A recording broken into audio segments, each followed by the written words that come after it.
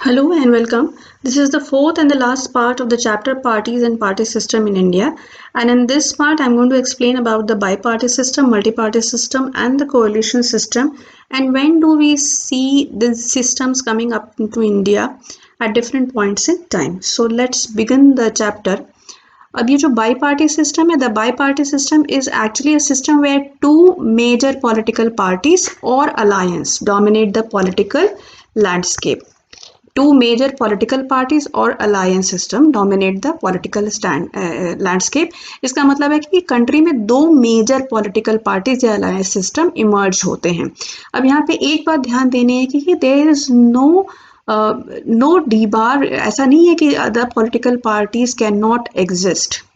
Okay, तो constitution allows political parties to be formed. ऐसा नहीं है कि कॉन्स्टिट्यूशन की तरफ से कोई पाबंदी है कि तीसरी पॉलिटिकल पार्टी या अलायंस सिस्टम इमर्ज नहीं होता है, हो सकता है, बट पॉलिटिक्स उस कंट्री की ऐसी हो जाती है कि एक तरह से पोलराइजेशन हो जाता है कि either the people are voting party A और they are voting party B. Okay, so the third party doesn't see any supporter, and because of that the third party or the third alliance becomes insignificant. और तब हम कहते हैं that it becomes that the system has become a bi-party system.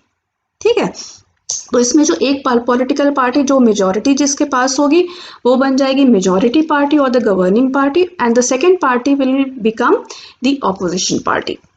Okay, तो ऐसा system का जो best example है that is the United States. In United States there are two main political parties, Republican and the Democrat, and right now the elections of the president United States is going to happen very shortly. तो उसको I would suggest all of you to follow that very closely. बिल्कुल closely देखिए कि वो किस तरह से election जा रहा है, कैंपेन किस तरह से जा रहा है, क्या क्या उसमें मेन मुद्दे जो हैं वो उठ रहे हैं, टर्न ऑफ इवेंट्स क्या हैं, because later in the debates when you go there is a lot of comparison that is made between the presidential system of USA and the parliamentary system of India. और कई बार comparison बहुत ज़्यादा होता है, तो आपको पता होना चाहिए कि प्रेसिडेंट का इलेक्शन वहाँ किस तरह से होता है और इस बार किस तरह से हुआ. Okay, now in India politics if we talk about the bi-party system, दो समय ऐसा है जिसमें ये हमें साफ साफ दिखता है. One is between 1977 to 80. Janata Party and Congress. Now if you've seen my last video, part 3 of this chapter, and if you've not seen, please see that video. तो उसमें मैंने आपको ये बताया कि 71 में 67 Indira Gandhi did not win that much of majority that the Congress used to win, but in 71 Indira Gandhi won almost 3/4 of majority, और बहुत गाजे बाजे और ढोल ताशे के साथ वो पावर में आती हैं 71 में. उसके बाद 72 में असेंबली इलेक्शंस होते हैं जिसमें भी कांग्रेस की ही मिनिस्ट्री बनती है सारे स्टेट्स में. तो सेंटर में भी इंदिरा गांधी रूल कर रही थी और स्टेट्स में भी रूल कर रही थी. बट 73-74 तक आते आते स्थितियाँ, the condition in the country started deteriorating. बहुत तेजी से स्थितियां बदली, जिनका मैं पूरा डिटेल आपको दूंगी in the chapter democratic resurgence में. डेमोक्रेटिक रिसर्जेंस में हम लोग को नेशनल इमरजेंसी पढ़नी है डिटेल में, तब मैं आपको वो सारी चीजें बताऊंगी कि क्या क्या हुआ था.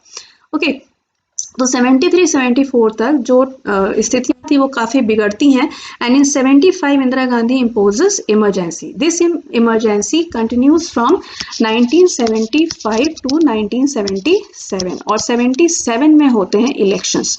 सो in the 77 elections Indira Gandhi was defeated. वो बहुत अनपॉपुलर हो गई थी लोगों के बीच में because of the emergency and because of the things that preceded, events that preceded emergency. वो बहुत ज़्यादा अनपॉपुलर हो गई थी. लोगों के मन में बहुत गुस्सा था कांग्रेस और इंदिरा गांधी के अगेंस्ट, और ये गुस्सा सामने निकल कर आया in the results of 1977 Lok Sabha elections. So if you see this map, you can see all the green areas here is the area where Janata Party won. So in 77 elections, all these opposition parties in India came together and they formed Janata Party. अब यहाँ party word याद रखिएगा, दल मत लिखिएगा. Janata Dal is different and Janata Party is different. Okay, so all the opposition parties came together, they formed the Janata Party, and Janata Party sweeps in northern India. अगर आप देखिए इस मैप को, तो in UP all the seats are won by Janata Party. Himachal Pradesh में कांग्रेस कुछ नहीं जीत रही है. पंजाब में कांग्रेस कुछ नहीं जीत रही है, राजस्थान में कांग्रेस कुछ नहीं जीत रही है, गुजरात में कुछ नहीं जीत रही है, बिहार में कांग्रेस लॉस्ट कंप्लीटली, उड़ीसा में भी in most of the parts Congress didn't win any seat. Okay, तो ये पूरा जो सिस्टम था वो जनता पार्टी और कांग्रेस में डिवाइड हो गया। ओके, तो इसको यहाँ पे हम देखते हैं in India clearly a by party system. Fine. Next, the bi-party system, as I said earlier also, it's like if there are two alliances also opposite to each other, then it will also be called a bi-party system. तो यहाँ पे अब 99 से जब अटल बिहारी वाजपेयी जी ने government बनाई और वो गवर्नमेंट चलती है 2004 तक, तब से लेकर अब तक अगर आप देखिए तो the entire politics in the country is centred around either NDA और UP. NDA is National Democratic Alliance, that is led by BJP, and UPA is United Progressive Alliance, that is led by Congress. So all the regional parties and the state parties, they are either joining NDA or they are joining UPA. So the politics in the central politics in the country is around these two major alliance group. And from 99 till present, the politics is being run like that only. तो अगर आप present की politics भी देखेंगे तो दो ही alliance group नजर आते हैं, या तो एनडीए है या यूपीए है, तो या तो बीजेपी एंड सपोर्टिंग पार्टीज है या कांग्रेस एंड सपोर्टिंग पार्टीज है। ठीक है, तो इस तरह से हम बाई पार्टी सिस्टम देखते हैं। और ये बाई पार्टी सिस्टम किसी भी कंट्री में पॉलिटिकली इमर्ज होता है, कॉन्स्टिट्यूशनली नहीं होता है, पॉलिटिकली इमर्ज होता है। Constitutionally the system in India is also multi party. Okay, तो अगर आप सेंट्रल की पॉलिटिक्स देखेंगे तो उसमें यूपीए वर्सेस एनडीए आपको दिखेगा, लेकिन अगर आप स्टेट्स की पॉलिटिक्स देखने जाएंगे तो उसमें in the states there are regional political parties who have a strong hold, and many states the regional political parties have formed government. Okay, तो theoretically speaking it is a multi-party system, and in the state politics also if we see the multi-party system do exist. And why so the second reason is that the regional political parties are playing a very important role in the national politics as well. The national parties are dependent on the regional parties for their support to stay in power. और कई बार तो जो आपकी 90s की politics है उसमें कई बार ये देखने को मिला कि एक रीजनल पॉलिटिकल पार्टी की वजह से गवर्नमेंट गिर गई। तो अगर आप अटल बिहारी वाजपेयी जी के सेकेंड टर्म की बात करते हैं, जब उनकी सरकार 13 महीने में गिरी थी, 13 मंथ्स वो गवर्नमेंट चली थी, और वो गिरी इसलिए थी क्योंकि जयललिता जी की AIDMK जो था उन्होंने सपोर्ट वापस ले लिया था। ओके, तो कई बार रीजनल पॉलिटिकल पार्टीज इतनी इंपॉर्टेंट रोल उन्होंने प्ले किया नेशनल पॉलिटिक्स में that it led to the fall of the government. So the regional political parties of late have become very important in national politics. Okay, now the second thing is that the multi-party system reflects the tendency of diverse groups and diverse opinion. ये बहुत important चीज है इसको समझने के लिए। देखिए, किसी भी कंट्री का, मैंने पहले भी कहा था फर्स्ट पार्ट में अपने इस चैप्टर के, कि अगर वो सिंगल पार्टी सिस्टम नहीं है तो कंट्री में बाई पार्टी सिस्टम होगा या मल्टी पार्टी सिस्टम होगा, डिपेंड करता है वैरायटी ऑफ ओपिनियंस की। अगर उस कंट्री में वैरायटी ऑफ ओपिनियंस और वैरायटी ऑफ इंटरेस्ट हैं तो वहां पे मल्टी पार्टी सिस्टम होगा। अगर उस कंट्री में पोलराइजेशन हो जाता है, पोलराइजेशन का मतलब ये होता है कि जो ओपिनियन है वो केवल दो धड़ों में डिवाइड हो जाते हैं।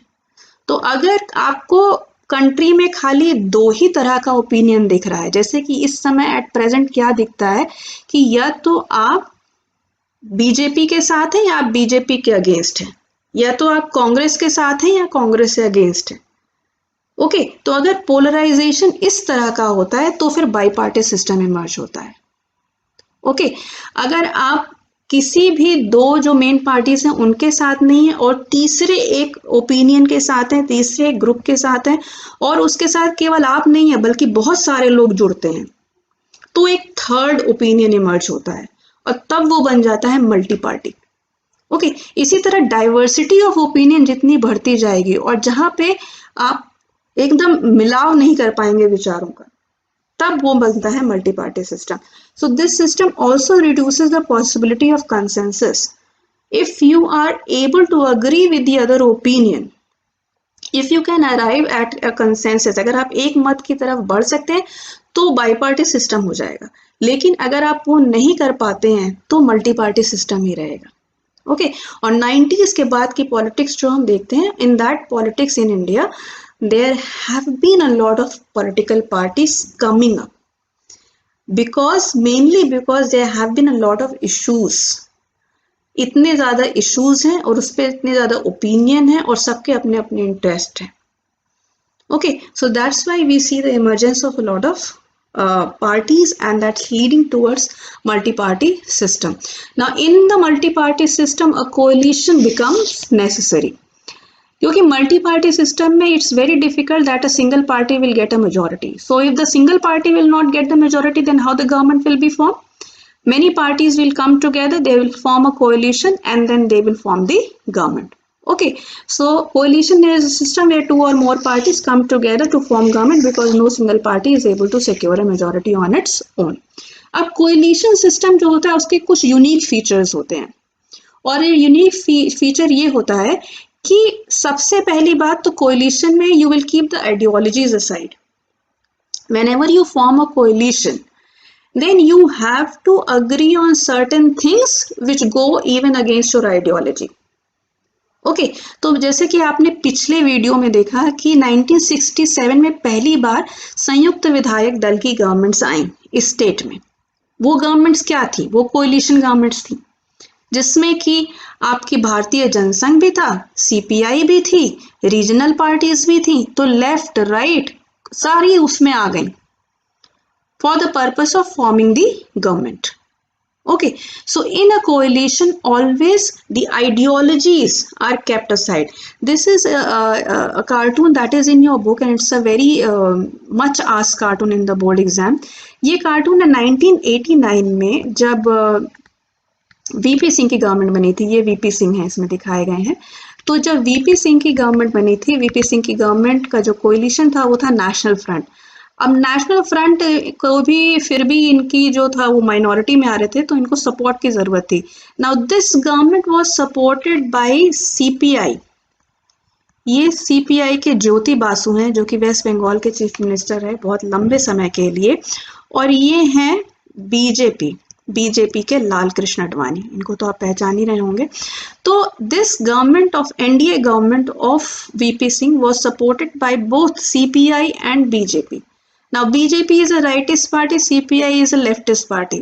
उत्तर दक्षिण है ये, इनका कहीं पे कोई आइडियोलॉजिकल सामंजस्य नहीं है, but both of them were supporting, both came on one front to support VP Singh. Why? Because they wanted to keep Congress out of power.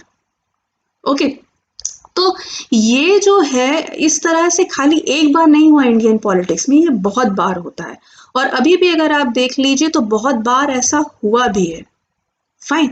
अब जैसे कि कश्मीर में जब आर्टिकल 370 को हटाया गया, उसके पहले जो गवर्नमेंट बनी थी कश्मीर में, उसमें बीजेपी भी थी और आपकी महबूबा मुफ्ती की पार्टी थी। दोनों आइडियोलॉजिकली इधर उधर जाते हैं बट थे साथ में। ओके, तो कोलिशन गवर्नमेंट में it often happens that the ideology is kept aside. तो गवर्नमेंट कैसे चलती है? गवर्नमेंट चलती है on the basis of the common minimum programme. तो एक कॉमन मिनिमम प्रोग्राम निकाला जाता है, इसका मतलब ये होता है कौन सी वो मिनिमम चीजें जो दोनों, जिसपे सारी पार्टियां अग्री करती हैं। All those who are a part of coalition agree on some points, so those points are written in the common minimum programme, और उसी को आधार मान के गवर्नमेंट को चलाया जाता है कि हम ये करेंगे। फाइन। तो कोलिशन गवर्नमेंट का, कोलिशन सिस्टम का ये है। अब इंडिया में अगर आप देखेंगे तो आपको बाई पार्टी सिस्टम भी दिख जाएगा, आपको मल्टी पार्टी सिस्टम भी दिख जाएगा, और कोलिशन सिस्टम तो दिखेगा ही दिखेगा। Fine. Now, what are the dominant features of India's party system at present? It has a multi-party system that I told you clearly. Multi-party system में इतनी सारी parties इलेक्शन कमीशन ने रिकॉग्नाइज कर रखी हैं, तो मल्टी-पार्टी सिस्टम हुआ ही हुआ। Okay. Now it is seeing the emergence of a bi-party system in the manner that most of the parties are either in the NDA or in the UPA. Okay. Political parties are competitive. These political parties are very competitive. Okay, and the regional parties have come to play a very important role in the government at the center and also in the states. The regional parties are becoming very powerful, और इसका एक बहुत जो आपको लक्षण देखने को मिलता है वो ये देखने को मिलता है कि अब 356 का यूज ज़्यादा नहीं होता है। इंदिरा गांधी के टाइम में जब उनकी गवर्नमेंट सेंटर और स्टेट्स दोनों में होती थी तो 356 धड़ाधड़ यूज होता था, धड़ाधड़ स्टेट्स की गवर्नमेंट को बर्खास्त किया जाता था। लेकिन अब आप देखेंगे कि 356 का यूज बहुत कम हो गया है। रीजन उसका यही है कि रीजनल पार्टी की गवर्नमेंट है, अगर आप उसको बर्खास्त करेंगे और फ्यूचर में आपको उसके सपोर्ट की जरूरत पड़ती है सेंटर में, तो वो क्यों आएंगे आपको सपोर्ट करने? Okay, so we see an improvement of relationship between the center and the states also. That is one good effect of this, of coalition government. Okay, next ये है कि election is now fought not among the parties but among the coalition of parties. ये election के पहले ही collision बना लेते हैं। इसमें एक बहुत बड़ा कमीशन एक आया था और जजमेंट आया था, उसमें ये था कि अगर किसी भी पार्टी को मेजॉरिटी नहीं मिलती है इलेक्शन के बाद, तो जो प्रेसिडेंट हैं वो किसको बुलाएंगे गवर्नमेंट बनाने के लिए। तो उसमें कुछ स्टेप्स गिनाए गए थे। तो उसमें ये कहा गया था कि सबसे पहले वो उस कोलिशन को बुलाएंगे जो इलेक्शन से पहले बना था। तो अगर आप इलेक्शन में एक कोलिशन बना के साथ में जा रहे हैं और आपके कोलिशन को भी मेजॉरिटी मिल गई, तो भी आपको गवर्नमेंट बनाने का मौका दिया जाएगा। Okay, parties are focusing not on the single focusing on the single emotive issue. अब ऐसा देखा जा रहा है कि एक चुनावी नारा दिया जाता है, एक चुनावी मुद्दा दिया जाता है और उस पर पूरा इलेक्शन लड़ा जाता है। जैसे कि उसमें कुछ जो बिल्कुल पॉपुलर स्लोगन्स हैं, इसमें गरीबी हटाओ जो था इंदिरा गांधी का 1971 इलेक्शन में, ये बहुत फेमस हुआ था। और ये कैसे पासा इसका पलटा था वो हम लोग देखेंगे नेक्स्ट चैप्टर में। इंदिरा इज इंडिया ये स्लोगन आया था। Taking into the 21st century, इस पे राजीव गांधी ने इलेक्शन लड़ा था। बीजेपी का इंडिया शाइनिंग 99 का, कांग्रेस का फील गुड फैक्टर 2004 का। तो ये जो चीजें हैं, ये अब इलेक्शन में हम लोग देखते हैं कि मुद्दे बहुत कम हैं, मुद्दे वही हैं, बट एक जो स्लोगन है, एक जो कैचवर्ड है, उस पे इलेक्शन लड़ा जा रहा है। Okay, and the parties now look for short term electoral gains rather than building lasting social collisions. ऐसा नहीं है कि जो कोलिशंस बन रहे हैं वो परमानेंट कोलिशंस हैं। The coalitions are very temporary in nature. Now the parties don't hesitate in breaking the coalitions also, like you saw in Maharashtra. BJP and Shiv Sena fought the election together, but after the elections, they went against each other. उनका नहीं बन पाया adjustment और BJP अलग चल गई और शिव सेना ने NCP के साथ मिलकर गवर्नमेंट बना ली। ओके, तो अब ये जो है पार्टीज हैं, ये शॉर्ट टर्म गेन्स को देख रही हैं। अब ये बहुत ज़्यादा लॉन्ग टर्म नहीं चलती हैं, ये नहीं सोच के नहीं चलती हैं कि इन पार्टी को हम साथ में लेकर चलेंगे अगले 15-20 सालों तक। ऐसा नहीं है, एक इलेक्शन की बात होती है। ठीक है, तो ये है main features of India's party system, and with this we have completed this chapter. I am again saying that I don't know the content that is there in the new book that is supposed to be released by CBSE. तो वो book कब आती है ये हमें नहीं पता, इसलिए मैंने सोचा कि वेट करने से अच्छा है कि जो हमारे पास टॉपिक्स हैं जो CBSE ने भेजे हैं उसके बेसिस पे ही मैं आपको उतना कंटेंट प्रोवाइड करूँगी जितना सफिशिएंट होना चाहिए। ओके, सो ये सोच कर मैंने ये चैप्टर का वीडियो जो है वो अपलोड किया है। I hope that it helps you and keep giving me your feedback. और बहुत अच्छे फीडबैक आप लोग में कई लोग दे रहे हैं जिसको पढ़ के बहुत अच्छा लगता है, and I feel so motivated. Thank you for all that. Bye bye.